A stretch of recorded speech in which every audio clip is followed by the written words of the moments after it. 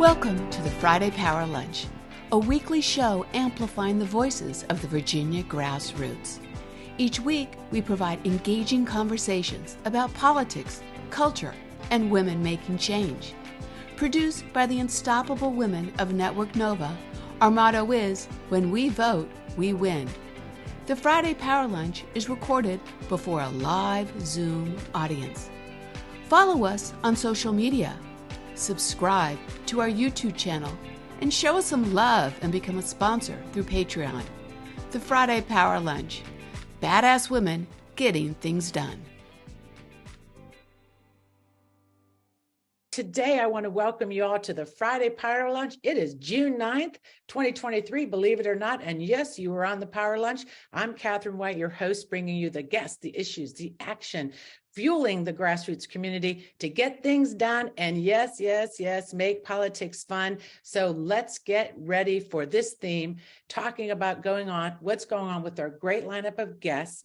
And I want to first just come right out and introduce all the guests first. We're not going to bring them up, and then we're going to go right into some hard-hitting good issues. So first, who's on the show today? Well, let's talk about some of this Yunkin attacks on DEI, diversity, equity, inclusion, and what is happening around the state. And especially at VMI, we are welcoming in the room to find out what's going on with Jennifer Carroll Foy is here, and she's always ready to roll and fight for our rights. So we're really excited to talk to her today. And what's going on in Virginia with reproductive rights? We have ourselves JAMIE Lockhart. JAMIE Lockhart is here. She's executive director. Hello, JAMIE, of Planned Parenthood Advocates of Virginia. This dynamic duo includes Han Jones, political director. Hello, Han. Great to see you here. Great. And so what is also going on about healthcare, Medicaid? So we fought so hard for that expansion, if you remember, kind of really got us our majority. And so what is going on with the new sign up or people being thrown off the rolls, and how do we make sure we don't lose that? We have KANNAN SRINIVASAN here, and he is the chair of the Virginia State Medicaid Board and also candidate for HD 26. And okay, then we're going to pivot to voting and what is going on with college students. We have the fabulous, spectacular Kate Slayton here. She's executive director of Virginia 21. Looking forward. Hello, Kate. Welcome to the show. And then after this whole long week focusing on so much shit is going on, that we have an awesome advocate for mental health. We have Andrea Bailey, supervisor of Prince William County, talking about what's going on and what she's focused on to address mental health in her community. And hopefully what she's doing will become a program that we'll find across the state. So I am so excited to get this show going, but first, some housekeeping. Remember the rules of the road. Use the chat. Let us know what's going on. Talk to each other. Tell us what some events. I know some pipeline people are probably in the room today. I'm wondering if you went down to the protest in the White House. Hundreds of people showed up about that dirty deal in that bill with Manchin putting the MVP in there. So I don't know if you showed up, but talk about it in the chat, but keep it real and do not get personal and nasty, or else the big boss up there will stare, we'll boot you out. And after chat, our favorite part, stay past 1 o'clock. We're going to just really make sure that we are sharing everything that's going on. So we build this community, have a lot of fun. We turn everything off and we really roll and have a lot of fun. And lastly, how about supporting the show? Yes, if you enjoy what we do, this is what we do all week and all year round. And I would just throw a little bit of cash at us every week and become a patron. And you'll see in the room, I see Melissa Hartman down there. She has our background on. Who choose the blue and who choose the living room? I like to see what appealed to you today. That's awesome. All right, so I'd like to roll right into our first guest, if I can, and introduce Jennifer Carroll. There she is, everybody. We're getting ready. I love it. I want to also let people know that you're former delegate. We missed you for that, but you also now are a candidate for Senate, running in Senate 33. So let's just say hi about that. And how's that race going? Hello. Thank you so much for letting me be here. I'm Jennifer Carroll Foy. And the race is going extremely well. We are Great. less than 2 weeks from the election date, so I'm really excited. Well, I just want to make sure everybody knows we have some candidates here, but we invited you here because as soon as I saw this, our governor, unfortunately, starting to really make some changes in these very big executive roles around the state, and also now at this public university you attended, VMI. And I right away, I just emailed you. I'm like, let's talk about this. So I want to get your insight. Let's give us some background about yourself. I mean, you graduated from there, and then why it was so important to see these changes and how you feel about what's going on now. Absolutely. So I was one of the first women to ever graduate from Virginia Military Institute. It was traditionally, historically, a all-male college, even though it was receiving public state funds. And so after the Supreme Court Virginia Military Institute decision, where the love of my life, former Supreme Court Justice Ruth Bader Ginsburg, said that women can do all things if given the opportunity. I was in my high school JROTC classroom watching, and I agreed. And so I applied with 2 other men in our class who said that I would never make it out of my first week. I got my head shaved bald. I wore a men's uniform for years, and I marched, sweat, and bled beside over 1,000 male cadets. And out of the other 2 men who went with me to VMI, I was the only one to graduate. So I am a very proud Virginia Military Institute graduate. I'm very passionate about the Institute and moving it forward, closer to becoming a more diverse and inclusive place to be. Yeah, and so, yeah, exactly. We saw this change, and it feels like really rolling back progress, a backlash, and we see that across the state with some of these initiatives. So, what are your thoughts when you talk to other alumni about really what is going on at VMI? Is this, and we see this even at some of these state universities where we see some new people installed, that have a different idea about what diversity, equity, and inclusion are. And so why don't you talk about that, and why is it so, really important to keep this progress rolling forward? Yeah, absolutely. I can tell you that for some people, change can be a challenge, but we have to remember that many people fought against integration when the first Blacks were allowed to attend Virginia Military Institute. There was huge backlash, and VMI spent millions of dollars to keep women out of its doors as well. And I think you'll be hard pressed to find anyone who says that either one of those weren't, great things that happened. But at the end of the day, for some folks, they are apprehensive about change. And now we're trying to move into a world of equity. And I know that some Republicans believe equity is a dirty word, but equality means each individual or group of people is given the same opportunities. But that's not what we need, because we know that everyone isn't on equal footing. So we need equity, and equity is given to an individual so they have what they need to succeed, right? And so if you have a classroom full of all students and everyone has a teacher, well, that's equality. But if you have children who are special needs, well, they need maybe a teacher aide or a special needs teacher there as well to help move them along and get them to where everyone else is. Now that's equity, right? And so you can't have real equality unless you have equity. And that's what I think that people don't understand. But when you have 250 years of slavery, 60 years of separate but equal, 35 years of redlining, which is racist housing policies, subjugation of women, forbidding us from owning land and credit cards and voting, mass incarceration, where Black Americans are incarcerated at a rate of 5 times our white counterparts, the denial of the GI Bill for African Americans that sent thousands of other individuals to college and being able to afford homes, which builds generational wealth, the land and theft of, thousands of indigenous people. Right. You can't make the argument that we're on equal footing and that equality is the response we need to have. It is truly, truly equity. These were intentional racist and sexist policies that were implemented for hundreds of years. And to overcome the effects, you must implement intentional anti-racist and anti-sexist policies to counter it.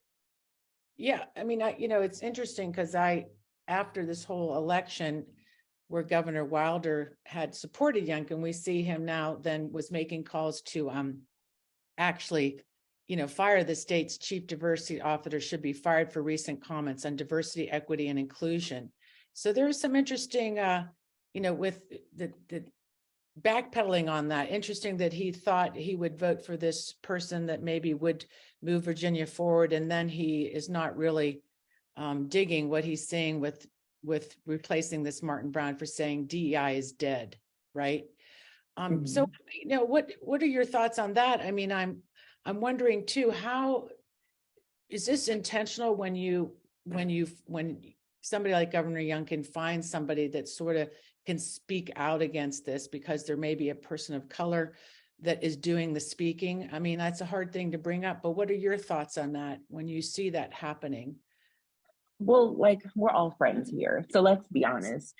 We have Governor Youngkin, a governor who's not interested in governing, and he wanted a Black face to do his bidding, right? And so he knew very well what he was doing when he put Mr. Brown in this position as Chief Diversity, Equity, and Inclusion Officer, knowing that he has complete disdain and no intention of executing one of the most important parts of this, which is equity. And so I do agree with Governor Wilder that the Chief Diversity, Equity, Inclusion Officer shouldn't just step down, he should be terminated because he has refused to do his job. And then I'm also appalled that Mr. Brown would decide to share his unfortunate remarks at Virginia Military Institute while Superintendent Wins and the faculty is working so hard to build a corps of cadets that's diverse and inclusive and that respects everyone who's there. And so I think it was, insanely disturbing.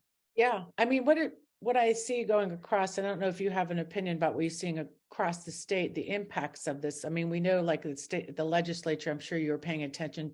There's like 12 bills that were really anti-LGBTQ bills, some abortion bills, and we see that the importance of this election, right?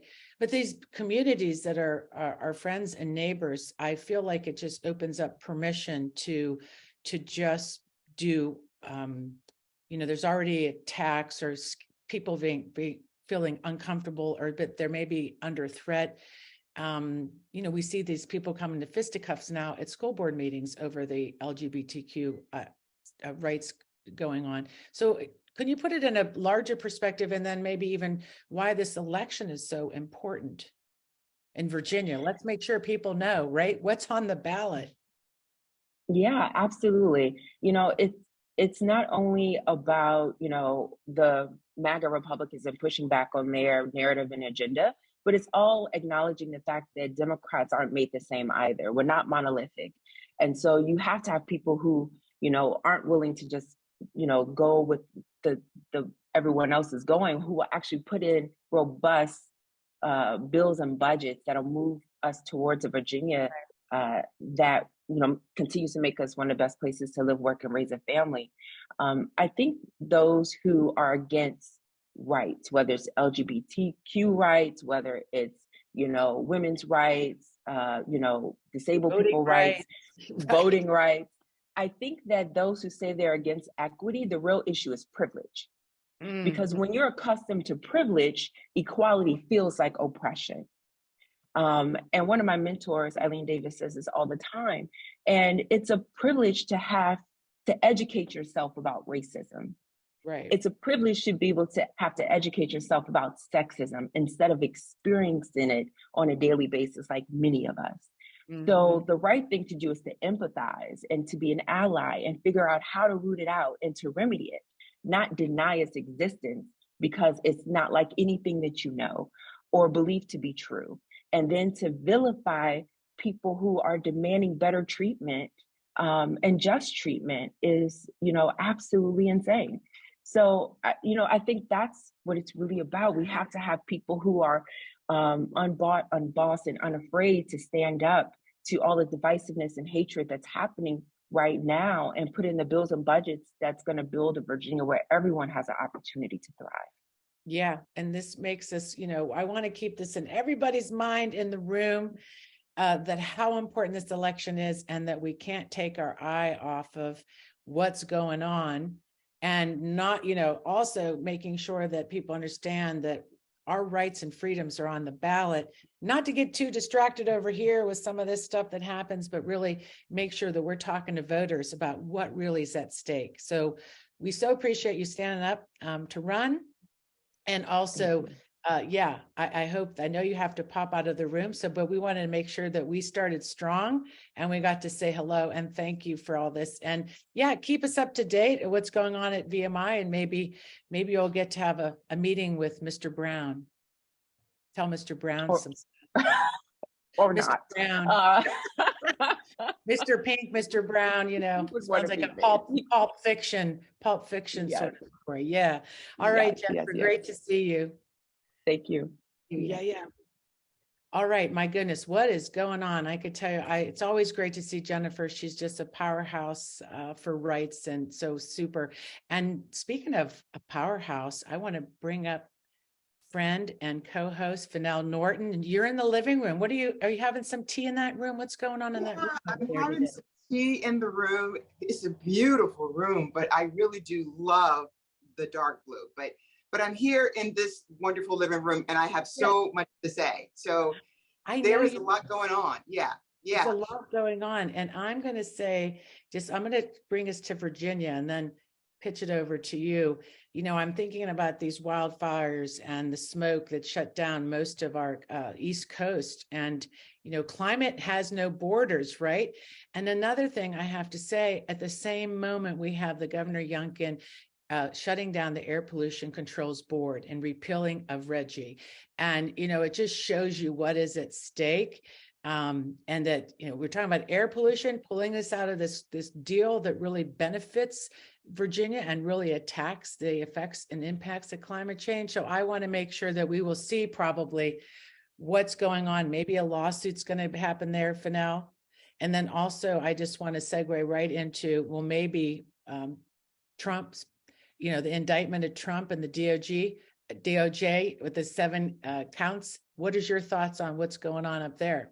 Yeah, so I'm going to come to that. So I wanted to do one thing to underscore what Jennifer said about VMI first, and then I'll tell you about my choice. I'll go really quickly. What I think is sometimes, and this is going to probably be provocative, but I'm going to say it anyway because I think it's important. I love it. But sometimes, not sometimes, all the time, Black Republicans are probably one of the most detrimental things to happen to democracy right now with this Republican Party. Because what happens is Republicans seem to think that if you have Black skin and you're on their side, that means that everything that they do is okay, because they can hide behind it and say, oh, I'm not racist, or we don't need D&I because this person said so. And so I think we have to be really upfront and say that just because they are Black and they're Republican, it does not mean that they have our interests at heart. They are being used by the Republican Party, this Republican Party, which is one of the most divisive parties that we've ever had so far right now. So I wanted to get that out of the way. And then I also wanted to say, just in regards to Mr. Brown, and just in regards to all of these conversations that we're going to have with all of these things going on, James Baldwin, is one of my favorite philosophers and authors. And here's what he says: we can disagree and still love one another. Yes. But when your disagreement is rooted in my oppression and denial of my humanity and my right to exist, then we got a problem. And so I think that's what's happening, and that's what's going on today. And that's what we have to be loud and proud and address and make sure that we bring all these things to bear. Now, in terms of the election, the election, but the 7 indictments that the president will have, the 7. It won't matter, not one single bit. He will still be the candidate. So you can just mark that down in your little book. This is Fennell's opinion. He will still be the candidate. He just needs such a little bit. And for him, it is the only thing that gives him any semblance of hope, and he will not stop. So we'll keep on doing our thing. I'm just letting it blow right by, but nothing's going to happen. It'll all be the same. I love to see other people's opinion in the chat. You know me, I'm on the other side, so we can take a vote. I think we We need to prepare for the kind of candidate like Youngkin, because I think that, yeah, it's that's what I'm saying. That's what's going on in my head. But I want to also say some good news today. It's interesting news. It's kind of mixed, but the Supreme Court with the surprise voting for voting rights, but it's a day late, dollar short, because those elections were run on those maps. And so that was, they actually talked about how those were unfair to Black voters in Alabama, but they also, those were other maps across the state that we ran on and maybe lost the House by. So the Supreme Court sat on that and then ruled on it. Very interesting. What's your thoughts on that? So I think that, it is late, but it's good news. And so I think that this Alabama case will bring to bear North Carolina, some of these other states, Louisiana, Arkansas, there's just a bunch of them, Tennessee. So I think that this is really, really good news for us. And so I hope it brings optimism to folks who maybe hadn't thought about running before, and maybe this gives them the hope that they should definitely jump out there, because we do need the help. Yeah, I'm just like, so it's always a headline that we see all the time. We'll see if it sticks or what happens with that. And lastly, I want to just say that we're also shook up in Richmond with the recent gun violence down there and the deaths happening. And again, why this election is so important. We have a chance to, if we get the majority, there's so many good legislation we can try to pass on reproductive rights, gun prevention, gun prevention reforms around that, and also secure our voting rights and all that. So with that said, I'd like to pitch it over and bring up who's our grassroots update with Louisa Borowski, and make sure that she tells us what's going on around elections, my friend. Well, as we know, we are right in election season in Virginia, and early voting has started. We've got 3 big dates that I want everyone to be thinking about. They are Saturday, June 10th, which is tomorrow. So a lot of locations do have early voting tomorrow. If you don't have anything to do, check in with your local Democratic committee or some of your local races. They likely will have poll greeters out there. The more people who can be out there helping people understand who's on the ballot and who to vote for, it's going to make a huge difference. Everything you've listened to so far this morning has been about getting the right people in office so that we can advance issues we care about. This is the time to do that.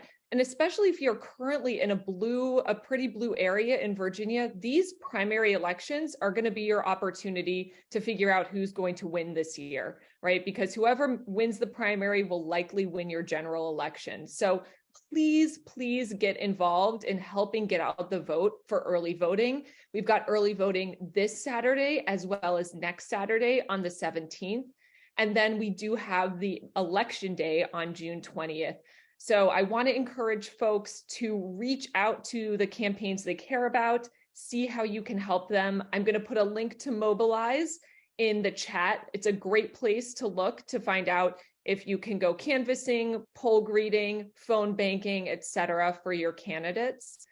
I also want to note that we partner with a group called Rideshare to Vote, and they are going to be calling voters as well. And they specifically call low propensity voters. So oftentimes when we get this close to an election, candidates will say, let's just call the people who are most likely to come out and vote for us. What Rideshare to Vote is doing is sort of calling that next set of candidates. They're saying, actually, let's reach out to some of those folks who don't always vote in the primaries, but maybe if we give them a call, they might be more likely to show up this year if they hear from us why it's so important. I think the other thing we want to do is make sure we are getting this on social media everywhere we can. So I'm also going to put links to 2 social media graphics. One is to encourage people to volunteer, as I just talked about earlier. It has a link that will send you to Mobilize, and it will remind people here are places that you can find opportunities to volunteer. I also know we've got a bunch of candidates who are in the Zoom room right now, so I encourage you to put your links in the chat as well. Are you looking for volunteers over these next 2 weeks? Please share them with us so we can get folks to you. And then the other social media graphic to share is on primary voting. So to make sure that people know where to vote and who is going to be on their ballot, we have a an easy link on that social media as well. So please start posting these in the groups that you're part of. Share them with your family and friends. I don't remember them being partisan, at least the last time I looked at these. I think Dennis has a picture of one of them right behind her. So this is a great way to encourage everyone to get out and vote. And the other thing I just want to say is be a spokesperson for early voting. Anybody you talk to, encourage them to go. Make sure they know, who and what is on the ballot. I think I mentioned last time that I was here in Arlington, we have ranked choice voting. So it's another opportunity to help inform people. What is ranked choice voting? How does it work? What should they be prepared for? I know that at my coffee shop last weekend, we had a whole tutorial where I was reminding everybody how this was going to work this year and what that meant in terms of being prepared. So instead of knowing who you want to vote for, number one, you need to know who your number one, number two, and number three are when you're ranked choice voting. So just want to make sure everybody's ready to go. As we know, the more we can get voters out during the primaries, the better chance we have of winning in the general. So this is the time to get on the doors, get on the phones, and get out to the polls and help people get excited about the election. I think that we have a very good chance to have a big blue wave in Virginia this year, but it does take all of our efforts to make that happen. So please get involved now. And I will get those links in the chat once I stop chatting with you. Yeah, I hope, it's always good chatting and so much good information. And I want to encourage people to join the Grassroots Coalition. We're expanding. It's really great to be in a coalition. And because we're having the Women's Summit, I'll do a little quick plug on that. July 21st of that Women's Summit weekend, Friday night, we're going to have early registration at 7:30, and we will have a Grassroots Rise Up meeting with Louisa leading that. And if you're in the grassroots and you want to get on the agenda, contact Louisa, and we'll have Delegate Sam Rasool, who is an awesome, and I don't think he's missed a summit yet. What a great leader. We will also have Swing Left that night there and other grassroots leaders, because it's going to take all of us. We can't wait for the party. We know that. We got to just organize together. Friday night's going to be strategic. So Louisa, I'm excited about that. Yeah, absolutely. And we'll be talking both about the elections and on issues. I already got someone to come and talk about criminal justice reform issues during Friday night. So we're excited. So definitely reach out to me if you want to get on the agenda. We're going to have opportunities to talk both about our general election strategy, and as we know, the best time to start working on legislation is over the summer. So this will give us a chance to start talking about what legislation do we want to try to push through. I think we should assume we're going to be blue in the House and the Senate. This is our chance to show this is what Democrats care about, and make sure that people know they have a very different choice when elections come up for governor in a couple of years, to say, well, this is what Democrats tried to do, and this is what Republicans refused to do. We can make a very, very clear story for them. And I just want to say one more thing. I noted in the chat that we had a reminder. If people haven't registered to vote, you can register to vote when you vote on June 20th, or really in any of the early voting locations, because those almost are all in locations where you can register. So please make sure people know, even if they aren't registered yet, they can still go and vote. We have same-day registration. That is great. And I want to remind people too, and I'm glad that Planned Parenthood is in the room, and Fennell will be speaking to both those awesome leaders, that's on the ballot. And also we are working on that constitutional amendment that passed in the Senate, but not in the House. So getting that majority, Louisa, will be able to, it will take years to do this because of how it works in our state. But I believe getting on the doors or having petitions circulated about this will also stimulate what we need to talk about, what's really at risk. So I'm so glad we'll just segue right into this very important topic. And again, we'll put the links to sign up for the Women's Summit. We have over 35 workshops, a couple of days of just awesome programming, and finished by the badass brunch on Sunday. And Fennell, I'm so excited because we'll do our Friday Power Lunch on the stage at the Women's Summit. Yeah, that's going to be so exciting. I can hardly wait. I know, with Simon Rosenberg, Ann Holton, with Tim Kaine there, Abigail Spanberger, and we have, I mean, on Sunday, the list goes on as well. And we'll have some surprises, maybe some, I don't know, Robin, what do you think? Is there sort of beat that we may have a surprise about? She's always ready up there in the, let's see what she has to say. I love it. Anyways, I'm so excited about the next segment, and I'll just let you get at it. So let me get at it. All right. So for those of you who might be just joining us, I am with Hans Jones, the director of Planned Parenthood, and JAMIE LOCKHART, who's the executive director. And so I'm waiting for JAMIE to come along. Yes. Oh, there you are. Wonderful. Guys, it's good to see you again. Great to see you, Kanal. Thanks for having us. Thank you. I'm happy that you're here. But we've got something really important to talk about, and I know you want to too. So with all of the things that have happened, Virginia is now the last place in the South to get a safe and legal abortion. And so I know you guys are working really hard. So I'm going to let you go because I want to hear you talk about what the plan is for Virginia, what you're doing for other women that we can improve to help, that will improve their lives. Yeah, thank you. Thank you so much. So, hi everyone. I'm JAMIE LOCKHART. I share pronouns and serve as executive director of Planned Parenthood Advocates of Virginia. I thought I would talk a little bit about the national state of play and how important Virginia is, and then have my colleague Han, have them talk about our electoral work and plans to safeguard abortion access here in the Commonwealth. So, just to start. There has rarely been a more urgent need for us to rally together to protect abortion rights than right now in this moment. We are nearly a year since the Dobbs decision that overturned Roe v. Wade, and we are in a public health crisis. Abortion bans are in effect today in 20 states. 1 out of 3 women plus trans non-binary folks who can become pregnant live in those states. And we know that the burden is hardest on people of color, folks that are low income, people who live in rural communities and have a harder access to healthcare. And I want to talk about what this has really meant. We've seen patients with sepsis turned away. How close to death does somebody have to be to access healthcare?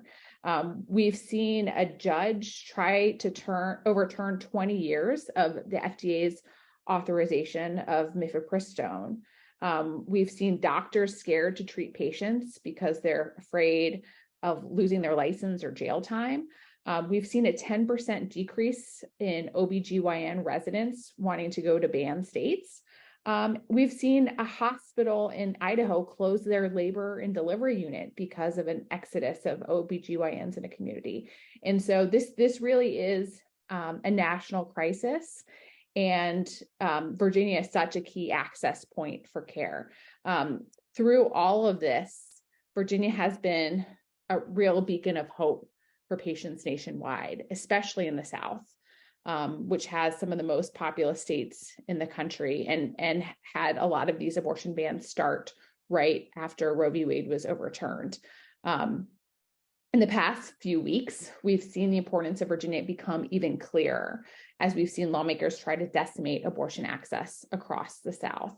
Florida and South Carolina recently passed 6-week abortion bans. Thankfully, both of those are currently held up in court, but we don't know for how long. On top of that, North Carolina just passed a 12-week ban after a pro-abortion politician switched parties. Losing that 1 seat allowed lawmakers to ram a ban through the legislature and override the governor's veto. And we call that a monster abortion ban because not only does it ban abortion after 12 weeks, it bans medication abortion after 10 weeks, and it requires patients to go in 3 times for a medication abortion, including once 72 hours before they're handed a pill. It's completely ridiculous. And so, lawmakers have forced patients in these states to flee their homes to access essential care. We've known for a while what this looks like after Texas's SB 8 went into effect. Patients traveling upwards of 400 miles to access care. But thanks to you all and the work we've done here in the Commonwealth, Virginia is here for these patients.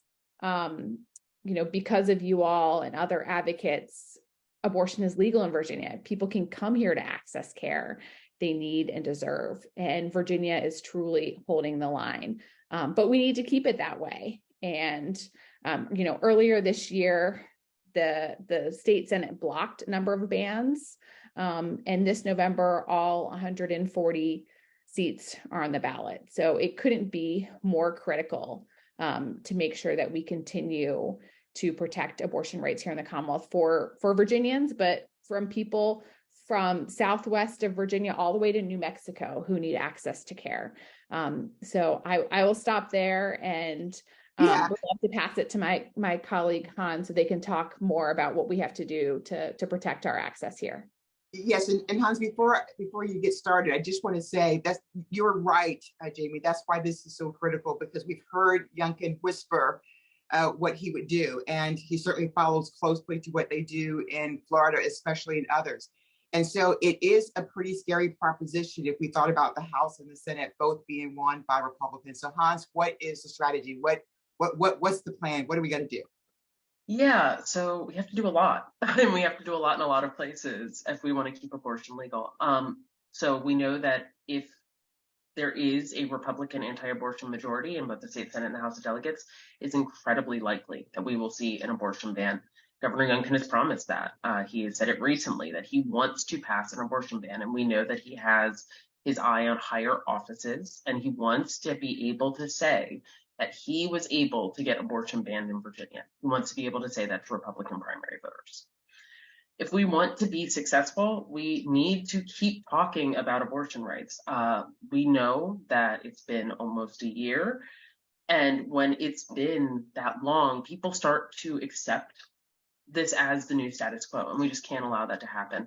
And we know that when we're talking about abortion rights, we are winning the argument. Abortion rights are incredibly popular here in Virginia, but across the nation. We've seen a number of ballot initiatives, including in not particularly liberal bastion states, such as Kentucky, where even there, people do not want to vote for an abortion ban. People, when they are able to vote for their rights, do so. So we want to make sure people understand that this is what's at risk. And that's going to be huge all the way up through November. And even right now, we're in a really critical fight. Planned Parenthood Advocates of Virginia very rarely endorses in primaries, but we are endorsed in one primary because we currently have a Democrat who has sponsored an abortion ban running for office. And that's in a very blue seat. And if that blue seat is held by someone who we know will vote for and pass abortion bans, the chances of us getting to 21 in the state Senate with the math we have, it's not good. That's just a seat we must have. So I think Rhea, our Nova organizer, did drop a link, but please do join us. We are going to be doing a big Roe Not Joe canvas on the Saturday of GOTV at 11 a.m. with Lost Reese Aired and a bunch of other partners, Repro Rising, Virginia's List, Emily's List, New Virginia Majority, to talk about the fact that abortion is on the ballot and that we absolutely must win these races. Yeah, thank you very much, Jamie and Hans. And you might have something that you want to add, Catherine, but I would just say, I think one of the most powerful things is when women tell stories, because it helps put it in perspective for folks who might see it another way, but hearing a story brings it to life, and then they can sort of see themselves or their family in similar situations. So I think the more stories we tell, the more we can keep it out there. Catherine? Yeah, I agree. And I just want to thank you both. I can't imagine this last year has been tough, and you guys have been tirelessly just working on this. I just want to say thank you. And everybody in this room, give them a round, please. Say, this is great to be here together. This is what we need, and inspiration coming together is so important. And I'll bring up the Women's Summit again, because you are doing a workshop at the summit. You will get to hear them also speak at the summit. This is an important issue. And I see that Eileen Davis is in the room, because part of your summit is going to be about Gen Ratify. You're partnering up with them. Is that correct? Yes, that is what our plan, to talk about reproductive rights and the importance of talking about abortion rights and how they are on the ballot this year. Yeah, and we will. We're trying to get it's great to have Kate Slayton here and other young young college age or older folks, because this is going to be important for reproductive rights. So thank you so much for being here. So awesome. So let's go out with a bang. What do you say? A little bit of drums, Robin, you got them rolled up for us so we can get excited and powered up.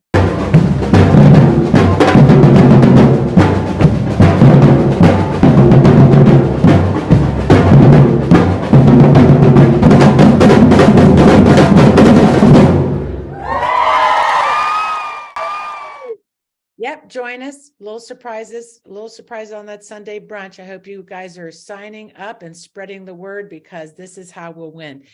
Next up, I'd like to shift gears a little bit and talk about a very important issue. Another way we talk about healthcare and Medicaid and how people do get these services is on Medicaid and Medicare and health insurance. And we have an expert on this. We have a great friend, KANNAN. I'm going to say your name, hopefully right, Srinivasan, here with us. And I'm so excited right away when I was worried about what was happening with Medicaid and realizing that a lot of people are going to maybe lose their coverage. I thought of you, and you're running for delegate in House District 26. So thank you for that. Yep. Tell us about that. Give us a rundown about what's happening in Virginia around Medicaid and what you're doing, hopefully, to mitigate maybe people losing their coverage. Yeah, so thanks again to all of you for having me. Wonderful to see so many friends. What an amazing group of amazing activists. So I just want to clarify one thing. I'm speaking today on my personal capacity. I'm also a candidate for House District 26. So first of all, I'll start by saying Medicaid got expanded because every one of you did amazing work. You should be so proud. It happened because of the Democratic majorities in Richmond. We added close to 700,000 people during expansion. So we are right now at 2.2 million members. Wow. 1/4 of the state is covered by Medicaid right now. For the last 3 years, we haven't done what we call redetermination. It's also called unwinding right now. It's basically redetermination. We didn't check anyone for the last 3 years.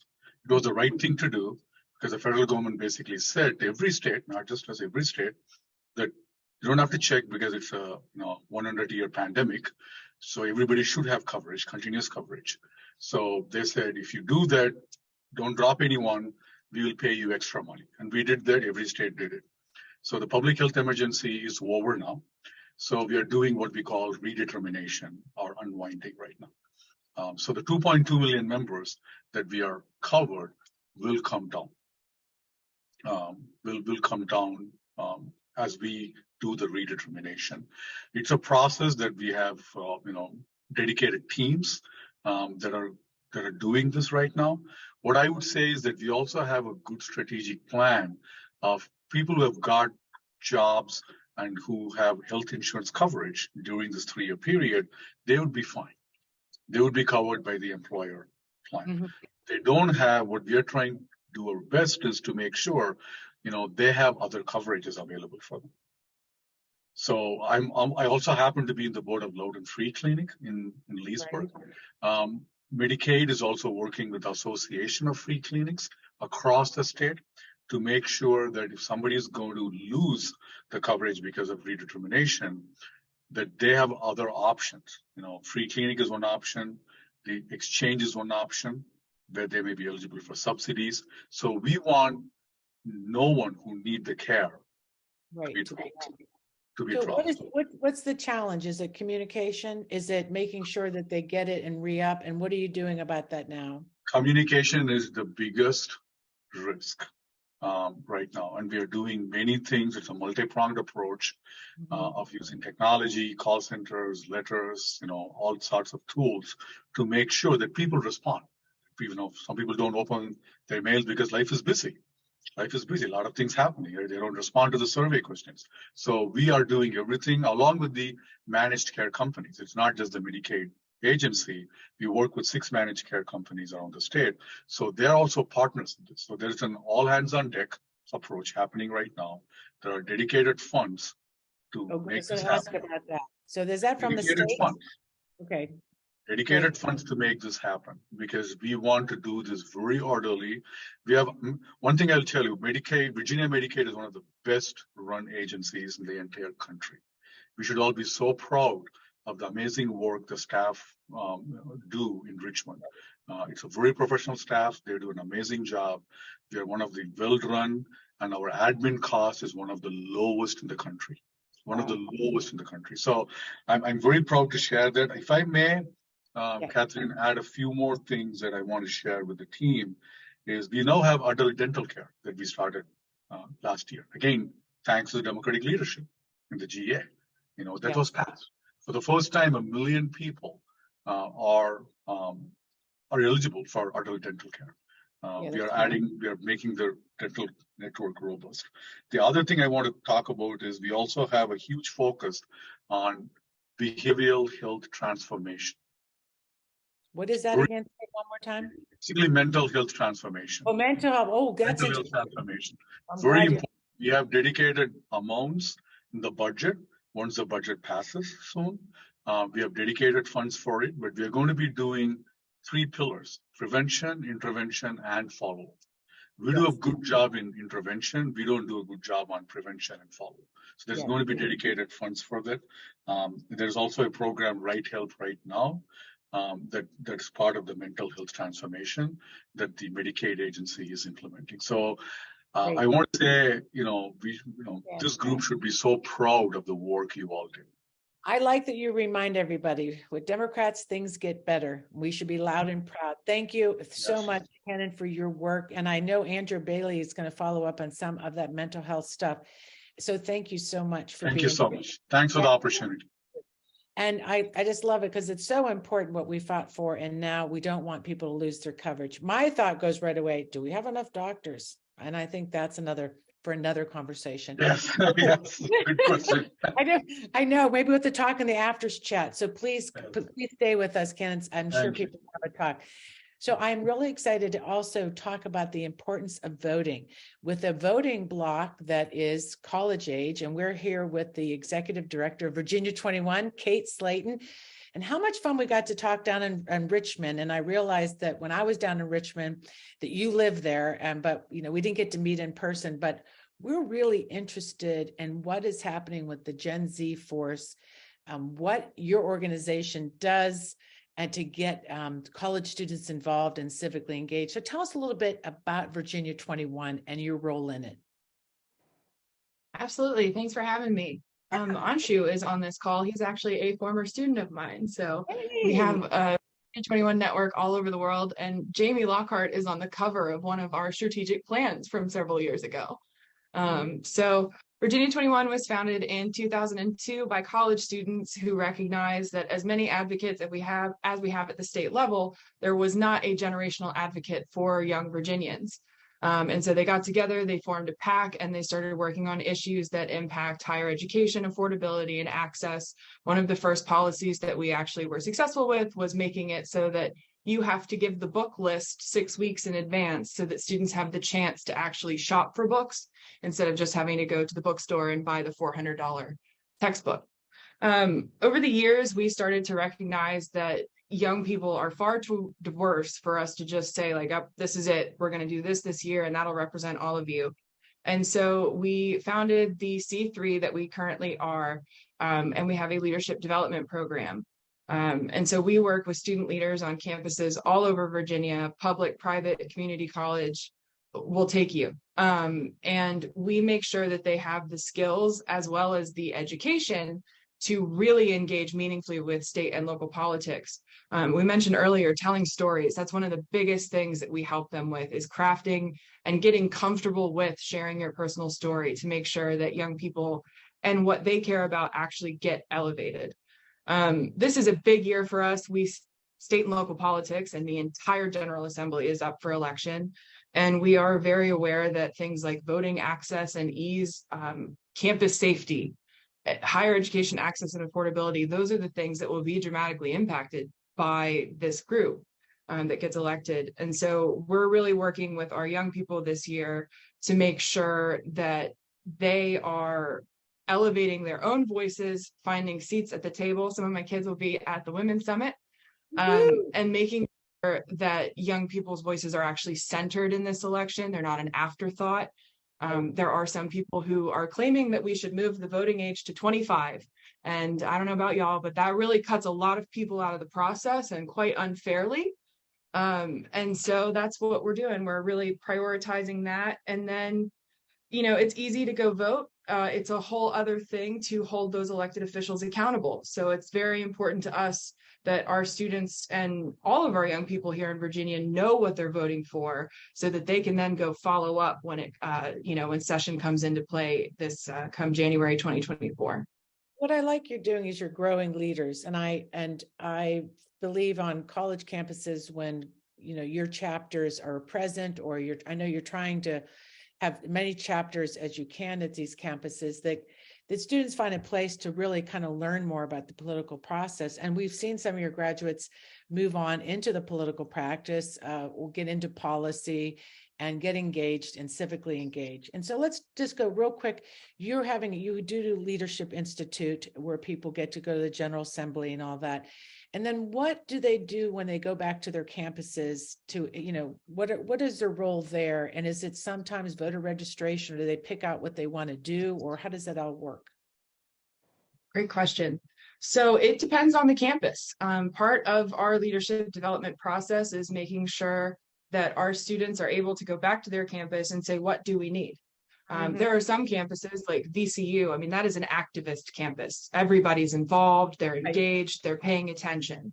We have other campuses that have been known to call the police on folks registering people to vote because it was identity theft to ask for a social security number. Those campuses need very different things. An activist campus needs a place to funnel that activism, and the other campus needs quite a bit of education on the voter registration process and who you can and cannot trust, and that kind of thing. So our students go through our training this summer. It's coming up in July. If you know any college students, we are still accepting applications, but it's coming up in July, and they will sit down with each other, compare campuses, compare resources, and get a really clear idea of how they can go back to their campus and plug into existing or create civic engagement efforts. So some of them are working with offices of civic engagement, and others are from the ground up tabling, organizing, and just telling their classmates about what's going on. What's going on? I like that. So what's going on? Hopefully you could stay a couple minutes in the after chat, because I do want to talk to you more about what campuses you're on. I want to get to Andrea Bailey next, so we have some time to talk about her just amazing work that she's doing. But I'm interested in that, to see if George Mason has one, where we can help, and where people in this room maybe that are students themselves could engage with you. So stick around, Kate, and thank you for being here.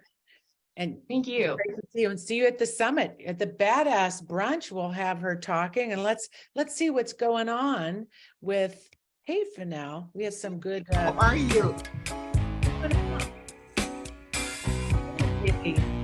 Come in that couch and listen to you and Andrea Bailey talk about what's going on. Yes, I am so excited to talk to Bring Andrea. her up. I met her this morning in the chat, and her excitement and her smile. But here's the thing, we get to end with some good news. So on Prince William County. So I'm so excited to hear you talk about the new crisis center. So here's the thing, you are a new kind of leader. So tell us about it and how you got that crisis center. Oh, bless you. It's so great to be with all of you today. I've missed you tremendously. I was with you from the beginning, and now I feel like I've come back home. So thank you for having me today. I am the supervisor in Prince William County for the Potomac District, and I really have some very good news to share with you today. We are lifting up, retrofitting a building called the Crisis Receiving Center, formerly known as the Crisis Stabilization Unit. And why this is important is because I realized I am an elected official who ran in 2015, and I ran on the generic transportation, education, and economic development, but I also ran on homelessness. And what I learned, I did not win that election, but I learned a lot. And I learned, first of all, we as women, we're always getting pruned and developing ourselves. But what I learned is there was an element in homelessness that no one was addressing, and it was mental health. And so with that, I just kept building my relationships within the community, kind of understanding what were the needs as it related to homelessness and mental health. And I realized that the undergirding of the homelessness, quite frankly, is the mental health piece. So when I ran in 2019, mental health was one of my platforms that I ran on. And the interest and the need continued to grow. I won in 2019. And lo and behold, in 2020, what hit us? COVID. COVID hit us. Totally unaware, totally not really understanding where it came from or why, but it exacerbated the mental health needs of anxiety, bipolar disease, ADHD, depression, all of that had been undergirded, swept under the rug for a lifetime and not addressed. And so I just want to share with you, it was not out of ignorance. I come from a family of understanding. My mom suffers from dementia as I'm speaking. My mother-in-law passed away, God rest her soul, at 87 from bipolar disease. And I watched my mother-in-law have episode after episode, taking psychotic medication through her lifetime, but still being a badass woman in all that she did, raising 6 kids who are all gifted, but she suffered from bipolar disease. My son suffers from ADHD, but he's brilliant and he's single, just saying, but he's brilliant. And he works at Delegate, a graduate of the United States Naval Academy and UVA Darden School. And anxiety. Now we're in a climate during COVID where anxiety is just off of the charts. It's with our babies in school.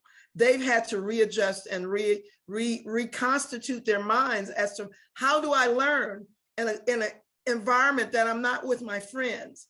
And so our children are suffering from anxiety. So that in itself helped me to establish and to be called the champion of mental health in our county. I was asked by the chair, by an organization called Voice, to champion this effort. And as a result, I'm sorry. No, you're getting ready to tell me right now. I was going to say, so tell us about this center and what it's doing right now. You got beds, you got people, you put together a big coalition. So tell us. Yes, I put together a coalition of 93 stakeholders in our county. And that it was a combination of non-for-profit mental health organizations, our public safety entity, the police chief and his co-responder unit, the fire chief and his staff, and the hospitals. Because the hospitals, this was also born out of the fact that the hospitals just didn't have the accessibility or even the beds to support the needs. And the policeman, when there was an episode with the citizen, would have to stay with the citizen at the hospital that didn't have the bed. And oh, by the way, as you recall, during COVID, the state closed down their mental health facilities. So we were in a quagmire, so to speak. And so in putting together those 93 stakeholders and those entities that we needed to support, I also got the support of our state delegation for Virginia out of Prince William County. I also got together our state delegate, our federal delegation, Congressman Connolly and Congressman Whitman and Senator Keynes and Warner. And they all came in the fold to support this crisis receiving center. And as a result of that, using our ARPA funding, our American Rescue funding, $4.5 million, and we got state funding. Delegate Guzman took the bill straight to the General Assembly for us, got the unanimous vote from the Appropriations Board, and brought us back $2.5 million. So as a result of that, we found a building that we had utilized to conduct our COVID testing and our COVID shots. It's called the Gander Mountain Building. And it's a huge building that's 70,000 square feet of building. And after that, it was lying dormant.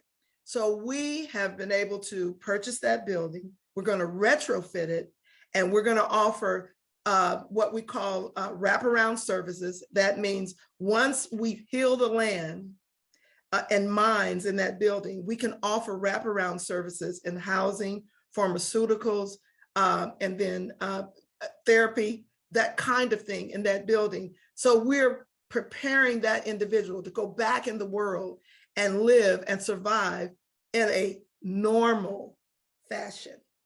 Fantastic. This is nothing short of fantastic. And you worked across the aisle, in the aisle, all the agencies, and got it done. Andrea, thank you so much. This is phenomenal. I hope that you'll be able to stay in the after chat, because there's a whole bunch more questions that we want to ask and talk to you about. Welcome back, Catherine. Yeah, amazing, Andrea, amazing, really. I think a round of applause for that, and a great ending to the show on a great note. A pilot program that we hope takes off across the state, because one thing we know is that mental health is really one of the biggest things that leads to from addiction, homelessness. So thank you, Andrea Bailey, for being the public servant you are. And thank you to all our guests today. And I'm so excited, Fennell, about the Women's Summit. I want to say it one more time. Get your ticket today. Support our work. This election is so important. We need to come together. And it is going to be a nice thing also for our mental health, is to be together and to make some progress there. So next week, we have a great show. It'll be all about telling your story. We'll have some great storytellers here. We'll have Rose Fabia, who's in one of our, always usually here every Friday. Will be there next Friday telling her story about how to canvas. We just have a great lineup for you. So please come back next week and stay for the after chat today. And also, if you feel so inclined, we'd love to ring the bell for a Patreon. If you want to join for $5, $10 a month to support our show, that's great. And subscribe to all our social media. And thank you to everybody and the whole team that worked so hard to put the show together. Thank you to Fennell Norton, awesome co-hosts Robin Warner, Sterile Calhoun, Heidi Dragneff, Denise Orsinger, Michelle McKinney, Laura Martinez, and our content concierge. It's always great to see Julie with that nice lipstick and glasses every week. You make me so happy. Alvina McKell and Sally Reynolds for all you do to help us on paper look good. So we're going to run credits. I hope to see you on the other side.